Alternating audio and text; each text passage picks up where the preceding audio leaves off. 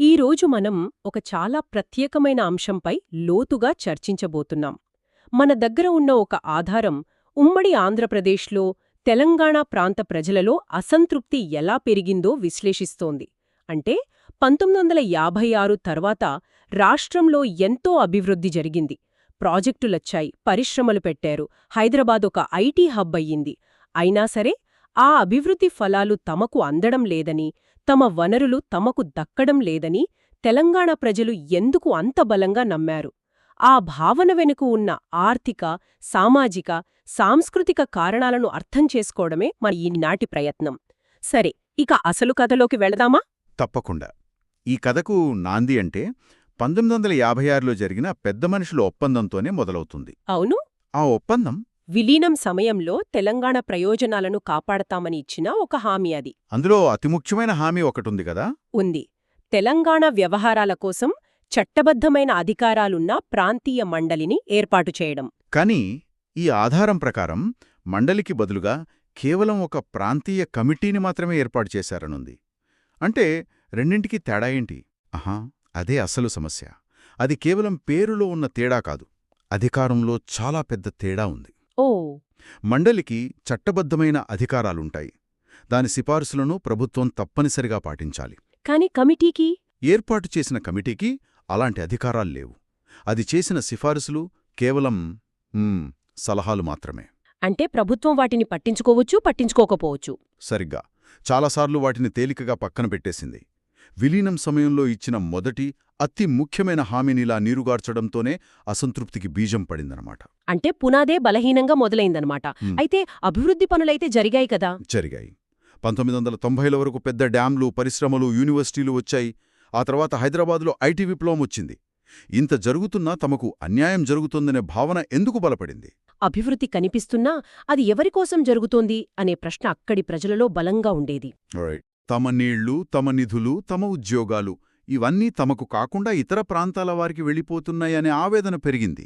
ముఖ్యంగా యువతలో కదూ? అవును. కొత్త ఉద్యోగాలొచ్చినా వాటిలో స్థానికులకు సరైన వాటా దక్కడం లేదని యువతలో తీవ్రమైన నిరాశుండేది. ఈ అసంతృప్తికి మూలాలు ఎక్కడ ఉన్నాయో అర్థం చేసుకోవాలంటే మనం మొదట పొలాల దగ్గర్నుంచి మొదలుపెట్టాలి. అవును, వ్యవసాయం నుండే మొదలుపెడదాం. ఎందుకంటే రెండు ప్రాంతాల ఆర్థిక వ్యవస్థకు అదే పునాది. ఈ విషయంలో అసమానతలు ఎలా మొదలయ్యాయి? ఇక్కడే ఈ ఆధారం ఒక చాలా ఆసక్తికరమైన గణాంకాన్ని మన ముందుంచుతుంది. ఏమిటది? స్థూల సాగు విస్తీర్ణం లేదా గ్రాస్ క్రాప్డ్ ఏరియా అని ఉంటుంది. ఓకే. అంటే ఒక సంవత్సరంలో మొత్తం ఎంత భూమిలో పంటలు వేశారని. 1956 నుండి 2000 వరకు కోస్తాంధ్రలో సాగు విస్తీర్ణం బాగా పెరిగింది. మరి తెలంగాణలో? తెలంగాణలో మాత్రం దాదాపు స్తబ్దుగా ఉండిపోయింది. అంటే ఎక్కడ వేసిన గొంగళి అక్కడే అన్నట్టుగా. ఒకే రాష్ట్రంలో, ఒకే ప్రభుత్వ పాలనలో ఇంత తేడా ఎందుకొచ్చింది? దీని వెనుక కారణమేమై ఉంటుంది? ప్రధాన కారణం నీటిపారుదల సౌకర్యాలు. అక్కడే ఉంది అసలు తేడా. ఎలాగా? కోస్తాంధ్రలో ప్రభుత్వం భారీగా పెట్టుబడులు పెట్టి కాలువల ద్వారా నీటిపారుదల సౌకర్యాలు కల్పించింది. అంటే ప్రభుత్వ మద్దతుతో అక్కడ వ్యవసాయం అభివృద్ధి చెందింది. ఓకే. కానీ తెలంగాణలో పరిస్థితి పూర్తి భిన్నం. ఇక్కడ నీటిపారుదల పెరిగిందంటే అది ఎక్కువగా రైతులు తమ సొంత డబ్బుతో అప్పులు చేసి తవ్వుకున్న ఖరీదైన బావులు, బోర్ల వల్లే. ఇది చాలా ముఖ్యమైన తేడా. అంటే ఒకచోట ప్రభుత్వం మౌలిక సదుపాయాలు కల్పిస్తుంటే మరోచోట రైతు తన భుజాలపై భారాన్ని మోస్తున్నాడు. కరెక్ట్. దీనివల్ల రైతుల సంపాదనపై ప్రభావం ఎలా పడింది? దాని ప్రభావం చాలా స్పష్టంగా కనిపిస్తోంది. 1993-94లో కోస్తాంధ్ర, తెలంగాణ రెండు ప్రాంతాల్లోనూ అవును, ఒక గ్రామీణ వ్యక్తి సగటు వ్యవసాయ ఆదాయం దాదాపు సమానంగా సుమారు రూ. 7,800గా ఉండేది. వావ్! అంటే ఇద్దరు ఒకే దగ్గర మొదలుపెట్టారు. అవును, ఒకే రేఖ మీద ప్రయాణం మొదలుపెట్టారు. కానీ ఆ తర్వాతేమైంది? అక్కడే అసలు కథ ఉంది. 2007-8 నాటికి, అంటే దాదాపు 15 ఏళ్ల తర్వాత కోస్తాంధ్రలో ఆ ఆదాయం 11,800కి పెరిగింది. మరి తెలంగాణలో? తెలంగాణలో మాత్రం కేవలం 10,000కి మాత్రమే పెరిగింది. ఆరంభంలో సమానంగా ఉన్న ఆదాయంలో ఇంత పెద్ద గ్యాప్ వచ్చేసింది. ఈ ఆదాయ వ్యత్యాసం సమాజంపై ఎలాంటి మార్పులకు దారితీసింది? ఇది కేవలం అంకెలకే పరిమితమైందా, లేక ప్రజల జీవితాలను మార్చేసిందా? ఇది కేవలం అంకెల విషయం కాదు. ఇది ఒక పెద్ద సామాజిక మార్పుకు దారితీసింది. అంటే ఇదే కాలంలో తెలంగాణలో వ్యవసాయ కూలీల జనాభా 38% నుండి 47% పెరిగింది. అంటే ఏకంగా 9% పెరుగుదల. అవును. దీని అర్థమేంటంటే వ్యవసాయం గిట్టుబాటు కాక అప్పుల పాలై చిన్న రైతులు తమ భూములను అమ్ముకుని కూలీలుగా మారుతున్నారని. మరి కోస్తాంధ్రలో? అదే సమయంలో కోస్తాంధ్రలో వ్యవసాయ కూలీల పెరుగుదల కేవలం 1% మాత్రమే. అంటే తెలంగాణలో వ్యవసాయ సంక్షోభం చాలా తీవ్రంగా ఉందని ఈ గణాంకాలు చెబుతున్నాయి. ఖచ్చితంగా. ఈ సంక్షోభం తీవ్రతను చెప్పడానికి ఈ పత్రంలో నేను చదివిన ఒక విషయం నన్ను చాలా కలిచివేసింది. రైతుల ఆత్మహత్యల గురించుంది. నిజం. ఆ సంఖ్యలు చూస్తే ఇది కేవలం ఆర్థిక సమస్య కాదని ఒక మానవ సంక్షోభమని అర్థమవుతుంది. అవును. మే 2004 నుండి నవంబర్ 2005 మధ్య, అంటే కేవలం 18 నెలల కాలంలో ఉమ్మడి రాష్ట్రవ్యాప్తంగా నమోదైన 1768 రైతుల ఆత్మహత్యలలో 663 ఆత్మహత్యలు ఒక్క తెలంగాణ ప్రాంతంలోనే జరిగాయి. 663 అంటే దాదాపు 63%. రాష్ట్రంలో ఆత్మహత్య చేసుకున్న ప్రతి 3 రైతులలో 2 తెలంగాణకు చెందినవారు. అవును. ఈ ఒక్క గణాంకం మొత్తం సంక్షోభం యొక్క తీవ్రతను, అక్కడి రైతుల నిస్సహాయతను చెబుతోంది. ఇది అక్షరాల జీవనమరణ సమస్యగా మారింది. అవును. పొలాల్లో ఇంతటి నిరాశ. ఇది ప్రజల జీవితాల్లోని ఒక కోణం మాత్రమే. ఈ ఆర్థిక సంక్షోభం వారి అడుతతరముల భవిష్యత్తును కూడా ప్రభావితం చేసింది. మీరు విద్యారంగం గురించి మాట్లాడుతున్నారు. పొలాల్లో అవకాశాలు తగ్గిపోతున్నప్పుడు కనీసం చదువు ద్వారానైనా తమ పిల్లలు బాగుపడతారని తల్లిదండ్రులు ఆశిస్తారు. మరి విద్యారంగంలో పరిస్థితి ఎలా ఉండేది?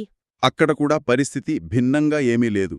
2001 జనాభా లెక్కల ప్రకారం తెలంగాణలో అక్షరాస్యత రేటు 53%. ఓకే. అదే కోస్తాంధ్రలో 63%. 10% వ్యత్యాసం. ఇది చాలా పెద్ద అంతరం. అవును. ముఖ్యంగా పేద, సామాజికంగా వెనుకబడిన వర్గాలలో ఈ తేడా మరింత ఎక్కువగా ఉండేది. ఇది కేవలం ప్రాథమిక అక్షరాస్యతలోనేనా, లేక ఉన్నత విద్యలో కూడా ఈ తేడా కొనసాగిందా? ఉన్నత విద్యలో ఈ అంతరం మరింత స్పష్టంగా కనిపిస్తుంది.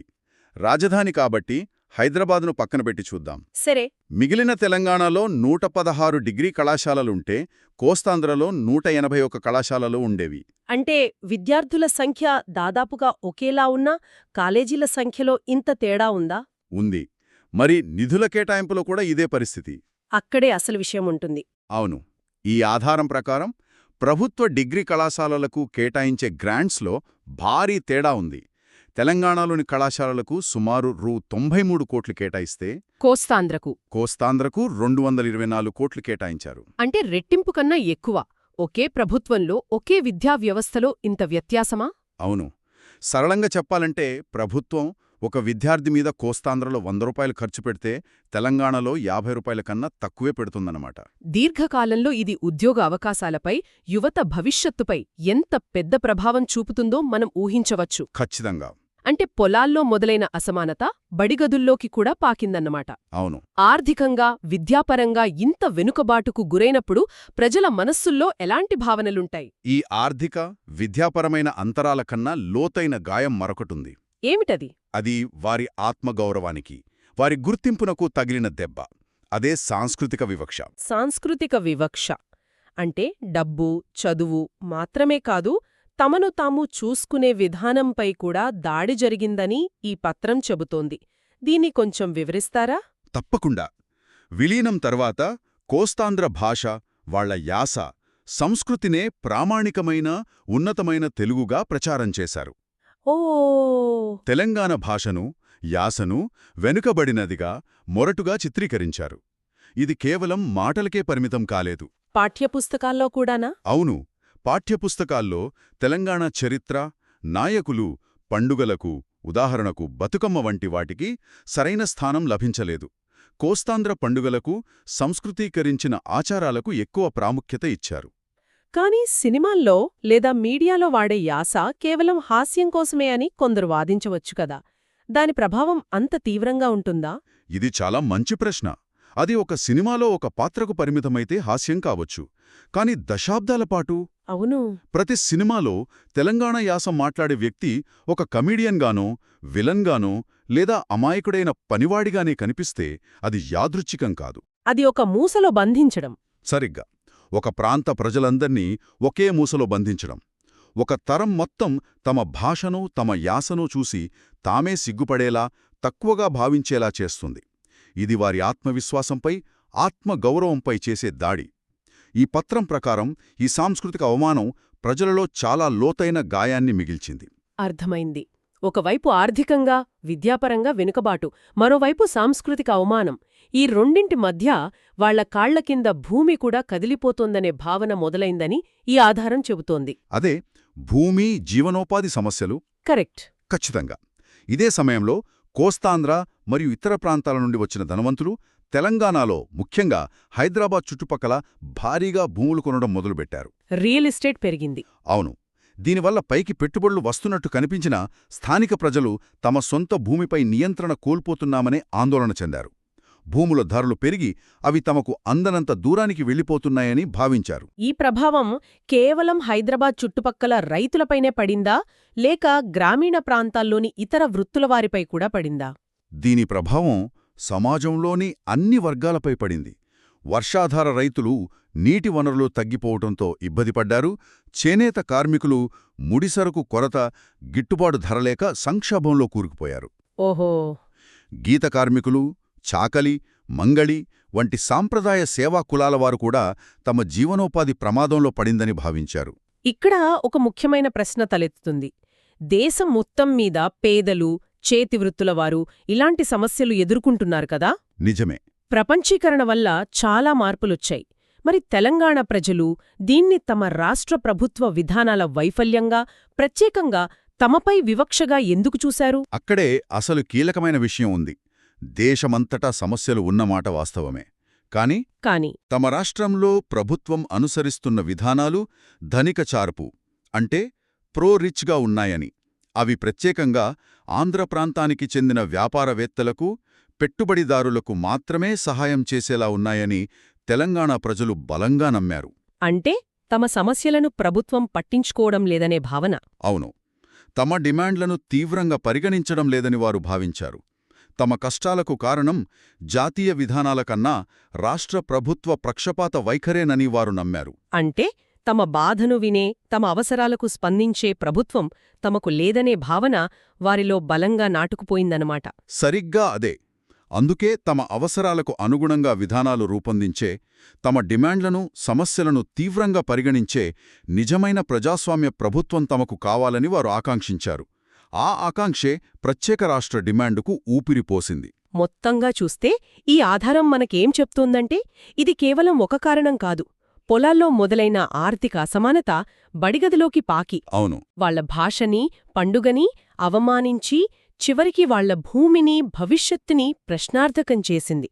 ఇదొక గొలుసుకట్టు స్పందనలా ఉంది. ఇక్కడ మనం అర్థం చేసుకోవాల్సిన అత్యంత ఆసక్తికరమైన విషయం ఏమిటంటే, ఇది కేవలం గణాంకాలకు, నిధుల కేటాయింపులకు సంబంధించిన విషయం కాదు. దాని వెనుక ఉన్న భావోద్వేగాలు. కరెక్ట్. దాని వెనుక ఉన్న భావోద్వేగాలను మనం గమనించాలి. దశాబ్దాలుగా విస్మరించబడ్డామనే ఒక లోతైన భావన, తమ గుర్తింపునకు, ఆత్మగౌరవానికి జరిగిన గాయం, మరియు తమ భవిష్యత్తుపై ఆందోళన, ఈ భావోద్వేగాలన్నీ కలిసి ఒక బలమైన ఆకాంక్షకు దారితీశాయి. అంటే అభివృద్ధి అంటే కేవలం రోడ్లు, భవనాలు కాదు.